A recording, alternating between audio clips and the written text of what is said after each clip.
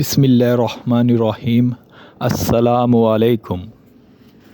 हज़रत अली रज़ी अल्लाह ताला अन्हो ने फ़रमाया, जो बहुत अच्छा लगे उसे बहुत कम मिला करो, जो इंतहा से ज़्यादा अच्छा लगे उसे सिर्फ़ देखा करो,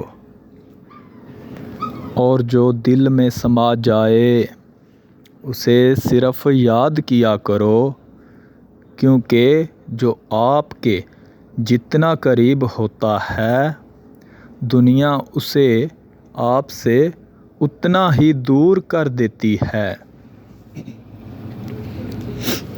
मंज़िल तो मिल ही जाएगी भटक कर ही सही, गुमराह तो वो हैं जो घर से कभी निकले ही नहीं।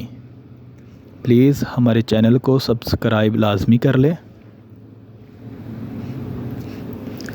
आपकी कामयाबी आपके अपने हाथ में है, अब ये आप पर मुनहसर है कि आप अपनी सोच समझ से काम लेते हैं या फिर लोगों की बातों में आकर पहले ही हिम्मत हार जाते हैं। आदमी दो तरीक़ों से बदलता है,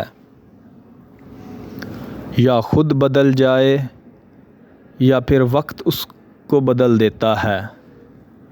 लेकिन मैं आपको बता दूं, अगर ख़ुद बदलोगे तो ठीक, लेकिन अगर वक्त ने बदला तो बड़ी तकलीफ़ होगी।